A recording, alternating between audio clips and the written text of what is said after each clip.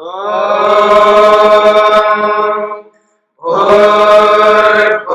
स्वः तत्सवितुर्वरेण्यं भर्गो देवस्य धीमहि धियो यो नः प्रचोदयात्।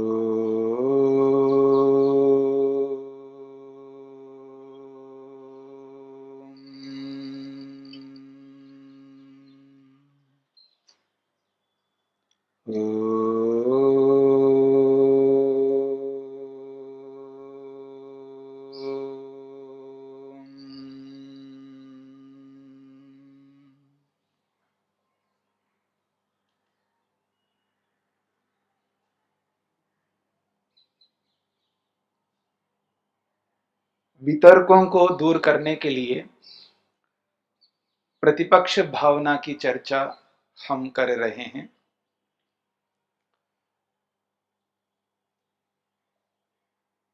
यम अहिंसा के रूप में, सत्य के रूप में, अस्तेय के रूप में, ब्रह्मचर्य के रूप में और अपरिग्रह के रूप में, इन पांचों यमों के माध्यम से हम प्रतिपक्ष भावना करते हुए वितर्कों को हटा सकते हैं। इसके साथ साथ हमारा सारा का सारा जीवन विशेष रूप से जिस धन के आश्रय से चल रहा है,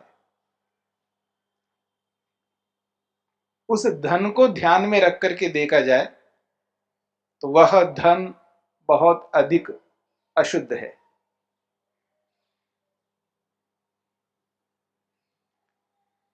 और जब तक व्यक्ति अपने आप को शुद्ध नहीं कर सकता, स्वयं को शुद्ध जो व्यक्ति नहीं करता, वो धन को भी शुद्ध नहीं कर पाएगा।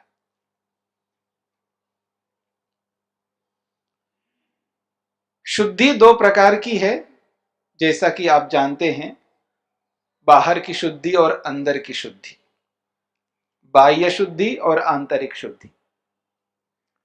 इसको योग ने शौच शब्द से कहा है।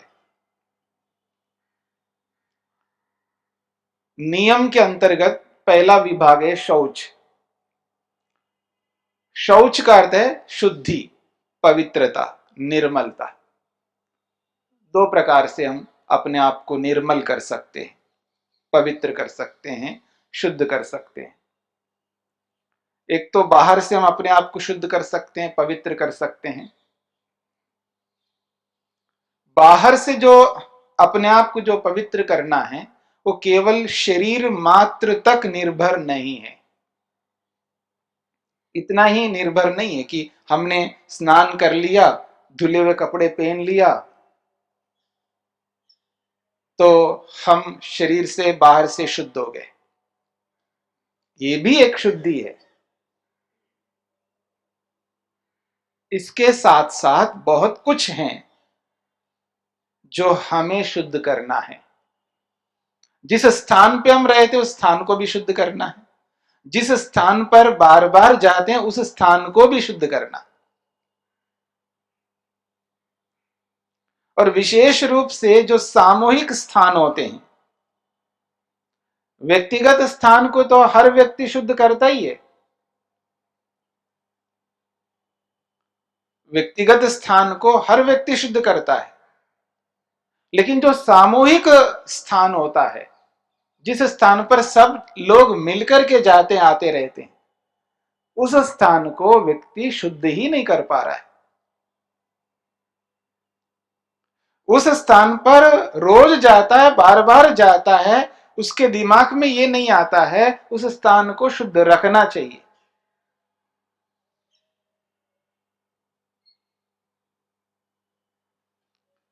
केवल अपने आप को शुद्ध करने मात्र से हम शुद्ध नहीं रह पाएंगे। हमारे परिवेश में जहां हम रहते हैं, जिस माहौल में रहते हैं, उस माहौल को भी शुद्ध करना हमारा कर्तव्य होता है। यदि ऐसा हम नहीं करते हैं तो हम अपने आप को शुद्ध नहीं रख पाएंगे।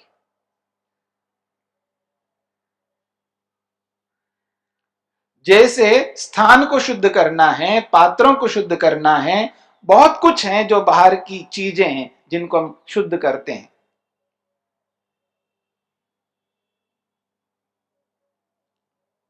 जिस थाली में हम खाते हैं ना, उसको तो बहुत बढ़िया शुद्ध कर लेंगे, और बाकी दूसरी थालियों को अगर शुद्ध करना पड़े तो दृष्टि देखिएगा। जिसमें हम बना करके खाते हैं ना, उसको तो बहुत बढ़िया शुद्ध करेंगे, लेकिन सब जिसमें से खाते हैं उस पात्र को शुद्ध करना। जिस ग्लास में, जिस कटोरे में आप दूध पीते हो, उसको शुद्ध करते हैं, बढ़िया शुद्ध करते हैं, लेकिन जिसमें दूध गर्म करते हो, जिसमें दूध गर्म करते हो, उसको भी वैसा ही शुद्ध रखना है जैसा अपने स्वयं के ग्लास को, कटोरे को, कटोरी को आप शुद्ध रखते हैं।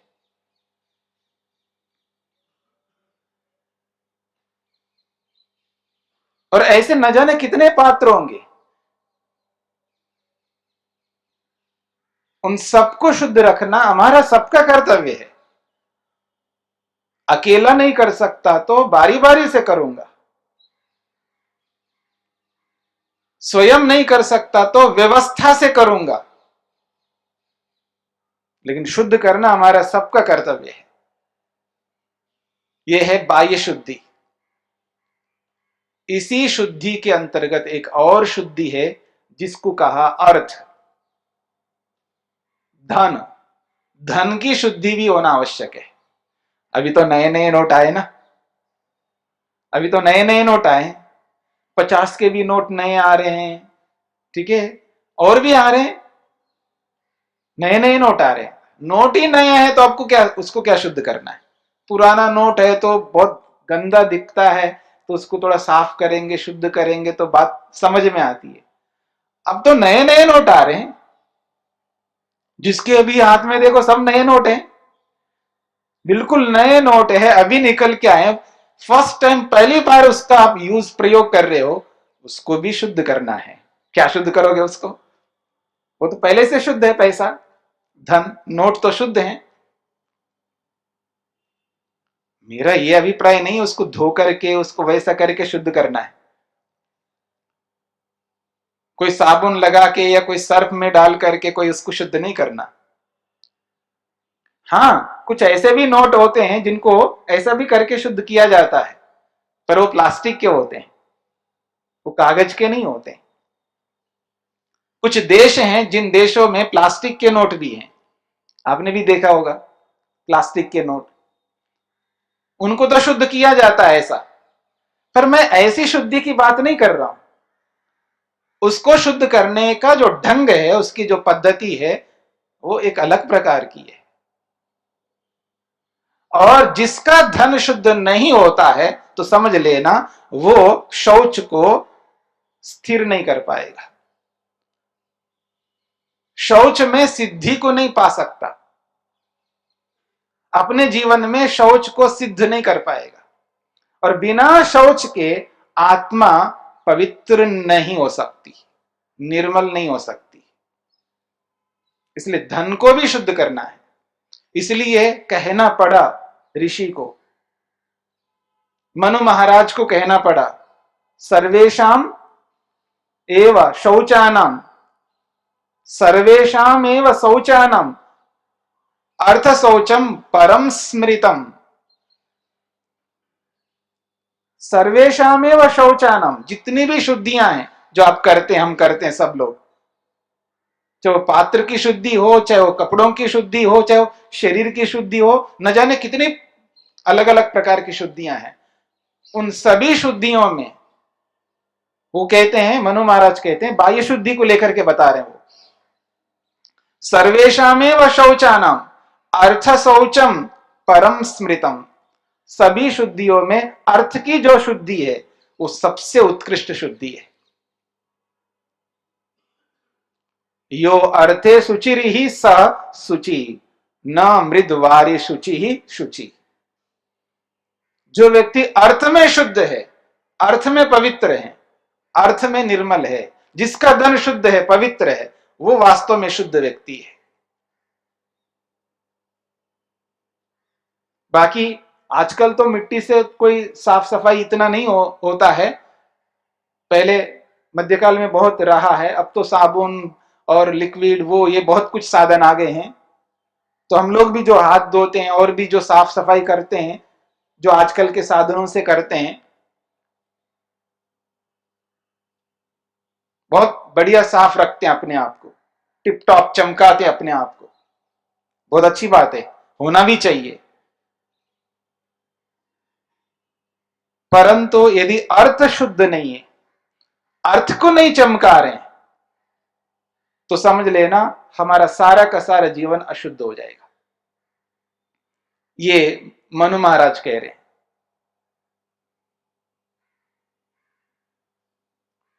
धन अगर शुद्ध है तो धन को धो करके शुद्ध नहीं करना, उसको अहिंसा से शुद्ध करना।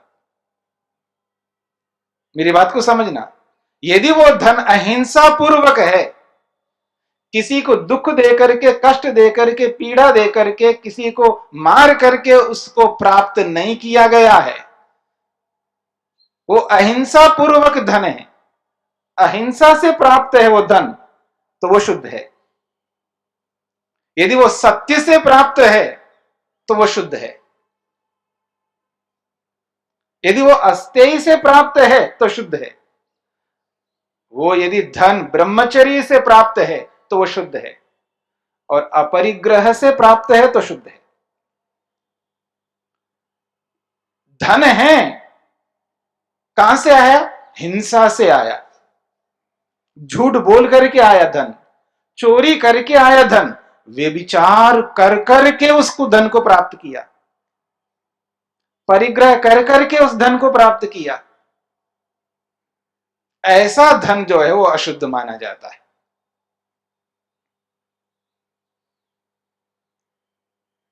इस बात को हमें समझना है। धन में अपने आप में कोई अशुद्धि नहीं है।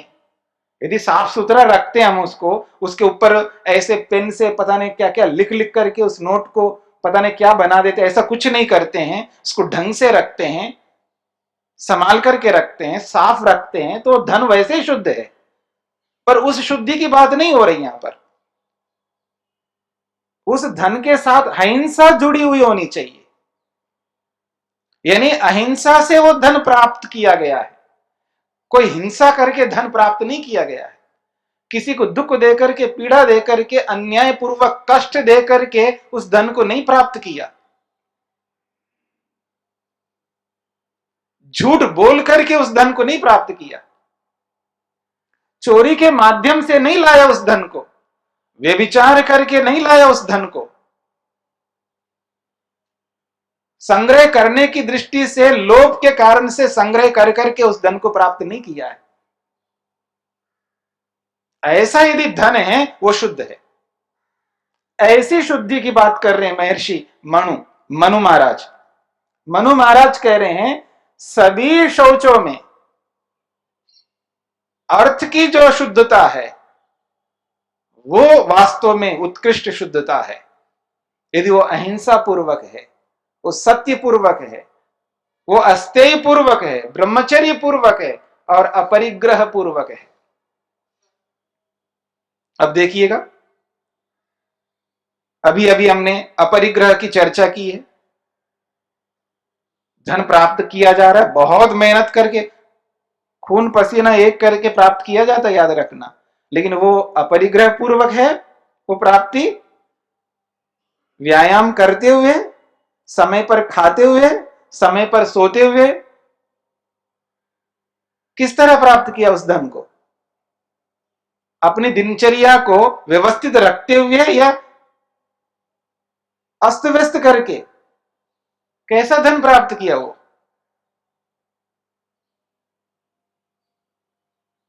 शरीर को ठीक रखते हुए उस धन को प्राप्त किया जा रहा है, या शरीर के ऊपर ध्यान ही नहीं दिया जा रहा है, न खाने के प्रति, न सोने के प्रति, न व्यायाम के प्रति, न भूख के प्रति, न प्यास के प्रति कोई ध्यान ही नहीं है। शरीर के साथ खिलवाड़ करता हुआ उस धन को प्राप्त किया जा रहा है, भले खून पसीना एक करके प्राप्त किया है, लेकिन वो अशुद्ध माना जाएगा। क्यों? आपने अपरिग्रह का पालन नहीं किया, परिग्रह पूर्वक उसको प्राप्त कर रहे हो। व्यक्ति व्यभिचार कर करके धन प्राप्त करता है, चोरी कर करके धन प्राप्त करता है, झूठ बोल बोल करके धन प्राप्त करता है।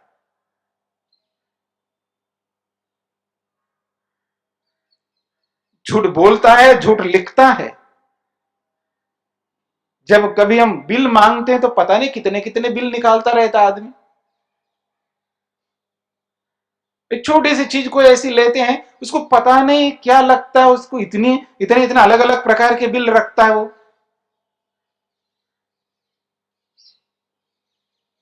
यानी झूठ लिख करके धन को प्राप्त कर रहा है, झूठ बोल करके धन प्राप्त कर रहा है, दूसरों को अन्यायपूर्वक कष्ट दुख दे करके, पीड़ा दे करके प्राप्त कर रहा है। और धन है, मेहनत करके प्राप्त कर रहा है। इसका मतलब वो धन अशुद्ध है, अपवित्र है। इसलिए अहिंसा मूलक होना चाहिए धन, सत्य मूलक होना चाहिए, अस्तेय मूलक होना चाहिए, ब्रह्मचर्य मूलक होना चाहिए। संयम से प्राप्त किया गया है वो धन, असंयम से नहीं। और अपरिग्रह पूर्वक प्राप्त किया गया है। अब देखिएगा धन कितना अशुद्ध है आज। अगर इस रीति से देखें, ऋषियों की दृष्टि से देखें, शास्त्र के अनुसार देखा जाए, और ऋषि लोग जो है जिस वेद को सामने रख करके बोलते हैं उसको देखा जाए, तो आज हमारा धन कितना अशुद्ध है ये हम कल्पना कर सकते हैं।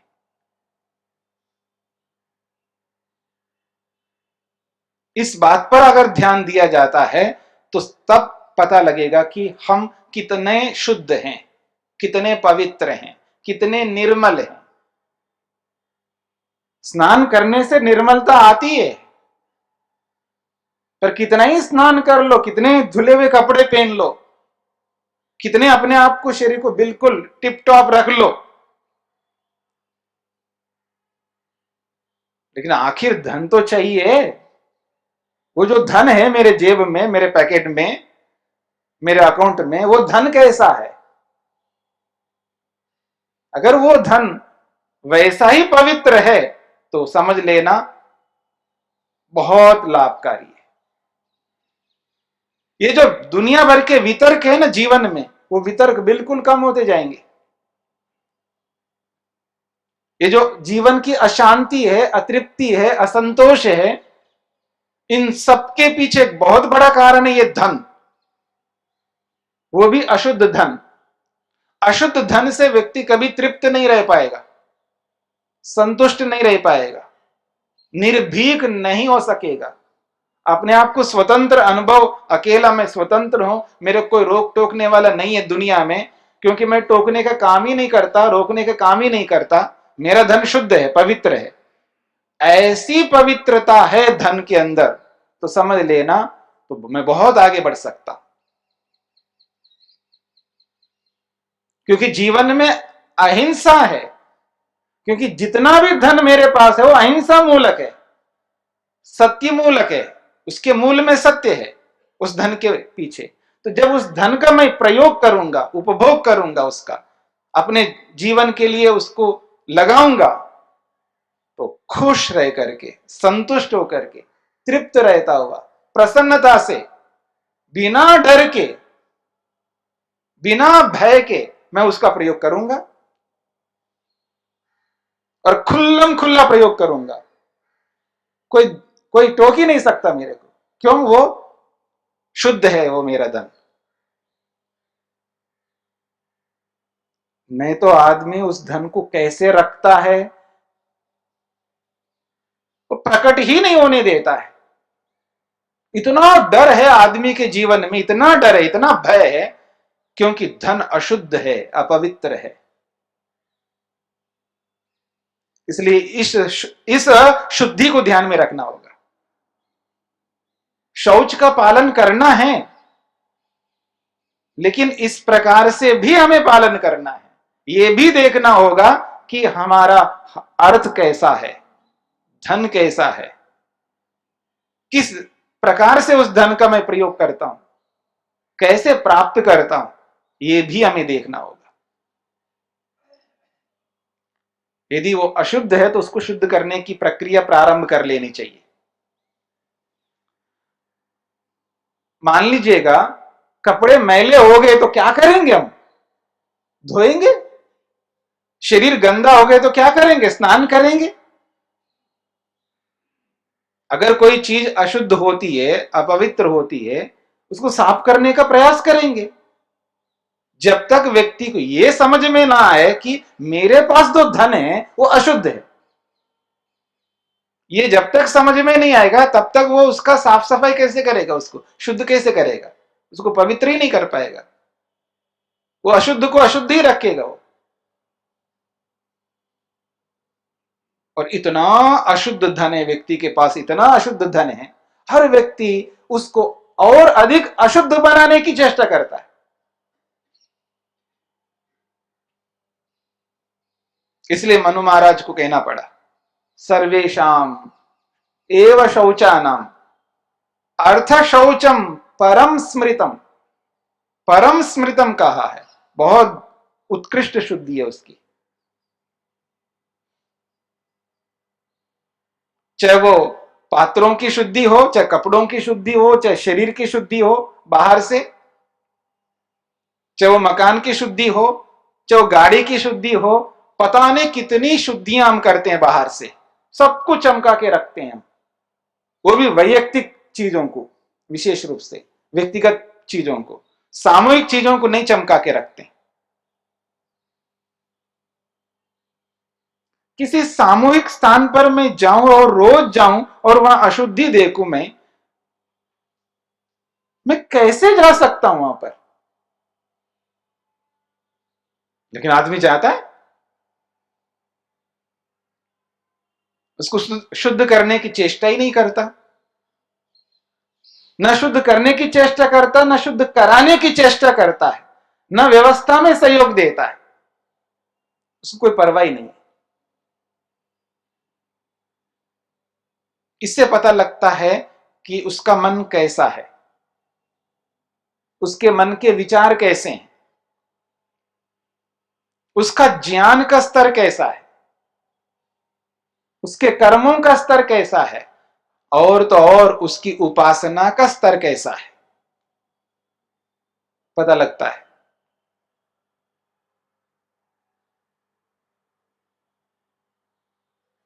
इसलिए जो कुछ भी शुद्धि करनी है हमें, चाहे वो बाहर से हो चाहे अंदर की हो, वो शुद्धि शुद्धि के रूप में हमें करनी है। अंधेरे में ही शुद्ध नहीं करना है हमको।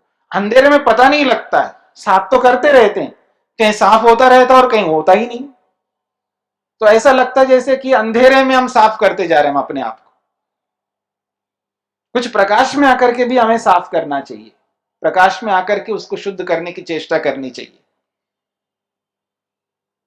तो ये जो बाह्य शुद्धि है, बाह्य शुद्धि में जैसे और पदार्थों की शुद्धि हम करने की चेष्टा करते हैं, वैसे ही उस चेष्टा के अंतर्गत धन को शुद्ध करने की भी चेष्टा करनी है। और याद रखना, जितना अधिक धन शुद्ध होगा उतना ही अधिक हम आगे बढ़ पाएंगे।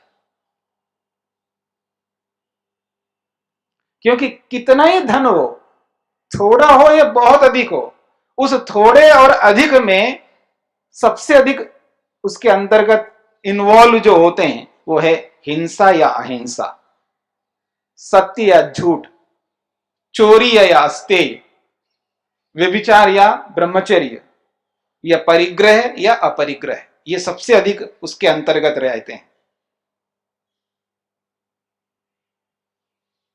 क्योंकि आज बिना धन के हम कुछ भी नहीं कर पाएंगे। पढ़ना हो तो भी धन चाहिए, पढ़ना हो तो भी धन चाहिए, आपको बैठ करके एकांत में ध्यान उपासना करना है तो भी धन चाहिए। बिना धन के तो आप नहीं कर सकते। कैसे व्यवस्था करोगे अपने आप को? आप एकांत में बैठ करके भी आप अपना ध्यान उपासना आदि करना चाहते हो तो भी धन चाहिए।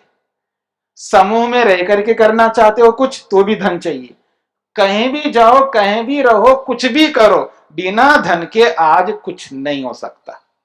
अब वो जमाना नहीं रहा, वो जमाना नहीं रहा कि आपके हाथ में एक रुपया नहीं है और सारी व्यवस्थाएं हो जाएंगी। वो स्थिति ही नहीं है। हम तो सन्यासी हैं, याद रखना, परिव्राजक है हम लोग तो। फिर भी हमको एक समय के लिए खाना हो तो फोन करके बताना पड़ेगा हमको। आज अतिथि ही नहीं है, कोई अतिथि बन ही नहीं पा रहा है, हम बन ही नहीं सकते। हाँ जी, आपके यहां मेरे को एक समय भोजन करना है जी, आ सकते हैं, उपलब्ध हैं आप, तो हम जा सकते, नहीं तो नहीं जा सकते। समझ रहे मेरी बात को? तो हर जगह हमें शुद्ध करना पड़ेगा, हर जगह शुद्ध करना पड़ेगा। उपलब्ध आप क्यों नहीं है? क्योंकि आप अपने काम में लगे हुए हैं। हर व्यक्ति अपने अपने काम में लगा रहता। जैसे मैं अपने काम में लगा हूं कि मेरे को एक समय भोजन करना है, ये भी मेरा काम है। जैसे मैं अपने काम में लगा हूं तो आप भी अपने अपने काम में लगे हुए ना। मैं अपने काम के प्रति जैसे निष्ठा रखता हूं, वैसे आप सब अपने अपने कामों के प्रति निष्ठा रखते हैं। जैसे मैं अवसर निकाल रहा हूं, कि समय निकाल रहा हूं, आप भी समय निकालो। ये इन सब के पीछे शुद्धि है। जैसे हम शुद्धि को ध्यान में रखेंगे ना, तो हमारे साथ में अहिंसा, सत्य, अस्तेय, ब्रह्मचर्य, अपरिग्रह, ये सब जुड़ जाएंगे, अपने आप जुड़ जाएंगे। जब ये जुड़ जाएंगे ना, तो हमारे को समय मिलेगा। मेरी बात समझना। तब मेरे को ये फोन करके अपॉइंटमेंट लेने की आवश्यकता नहीं पड़ेगी। फिर तब तो मैं वास्तव में अतिथि बन करके जा सकूंगा। और मैं ऐसे समय ही तो जाऊंगा ना जब आप उपलब्ध हो जाएंगे। बिना फोन किए ही, बिना फोन किए ही मैं आपके पास आ सकूंगा, आप उपलब्ध हो जाएंगे। क्योंकि जीवन में धन शुद्ध है। मेरी बात को समझना। जीवन में धन शुद्ध है क्योंकि उस धन के पीछे अहिंसा जुड़ी हुई है, सत्य जुड़ा हुआ है, अस्तेय जुड़ा हुआ है, ब्रह्मचर्य जुड़ा हुआ है, अपरिग्रह जुड़ा हुआ है। तो आप उपलब्ध हो जाएंगे मेरे को, बिना आपको बताए आ सकूंगा मैं। मेरी बात को समझना। क्योंकि शुद्धि के साथ बहुत कुछ जुड़ा हुआ है, बहुत कुछ जुड़ा हुआ है। नहीं तो आज आदमी के पास समय नहीं है, और उस आदमी का समय सबसे अधिक किस में जाता है? अर्थोपार्जन में, धनोपार्जन में। सबसे अधिक समय आज जो व्यक्ति का जाता है वो धनोपार्जन में जाता है।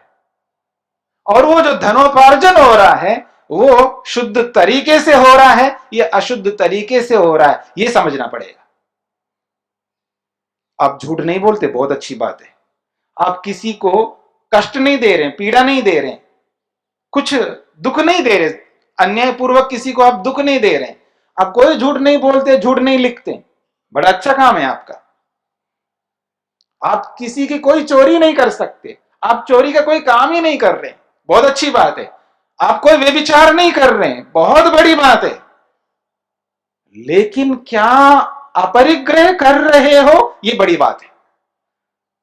यानी आदमी वहां से सर्टिफिकेट मिल जाता है, अहिंसा की ओर से, सत्य की ओर से, अस्तेय की ओर से, ब्रह्मचर्य की ओर से सर्टिफिकेट्स तो मिल रहे हैं, लेकिन अपरिग्रह की ओर से सर्टिफिकेट नहीं मिल पा रहा है। बहुत बड़ी बात है, समझने की बात है। वहां से भी अगर सर्टिफिकेट मिल जाए ना, तो समझ लेना हमारा शुद्ध ही शुद्ध है, सब कुछ शुद्ध है, ऐसा माना जाएगा। तब बहुत हम आगे बढ़ सकेंगे। तो ये जो शुद्धि है, ये जो पवित्रता है, धन की पवित्रता, ये बहुत बड़ी चीज है। सारे के सारे जीवन को बदलने वाला ये धन।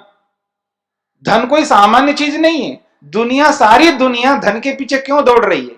इसी के लिए दौड़ रही है क्योंकि बहुत महत्व रखता है जीवन में। दुनिया में अगर धन नहीं है, धन के अभाव में, धन के अभाव में दुनिया नहीं चल पाएगी। और आज जिस तेजी के साथ दुनिया चल रही है, उस तेजी के पीछे एकमात्र उद्देश्य धन है। और वही धन शुद्ध है तो हम बहुत आगे बढ़ पाएंगे, और वो धन अशुद्ध है तो समझ लेना बहुत पीछे चलेंगे। यानी जिस गति से हम आगे बढ़ रहे हैं, ऐसा लगता है हम बहुत आगे, बहुत एडवांस्ड हो गए। हम इतना एडवांस्ड हो गए हैं कि बहुत उसकी कोई कमी नहीं है, बहुत आगे। लेकिन उस एडवांस के पीछे यदि पवित्रता नहीं है तो समझ लेना हम बहुत पीछे, गर्त में, तलेटी में, चोटी पर नहीं है, तलेटी पे है हम लोग, ये माना जाएगा। इसलिए इस शुद्धि को भी हमें समझना पड़ेगा। ऐसी प्रतिपक्ष भावना यदि हम करने लग जाएं तो निश्चित बात है एक दिन ऐसा आएगा तो हमारे जो वितर्क है वो कम होते जाएंगे, कम होते जाएंगे, कम होते जाएंगे। तो हमारा ध्यान ध्यान के रूप में होने लग जाएगा, साधना साधना के रूप में होने लग जाएगी, योग को योग के रूप में हम करने में सक्षम, समर्थ हो पाएंगे। यह है शुद्धि, और विशेषकर बाह्य शुद्धि। बाह्य शुद्धि में भी धन की शुद्धि।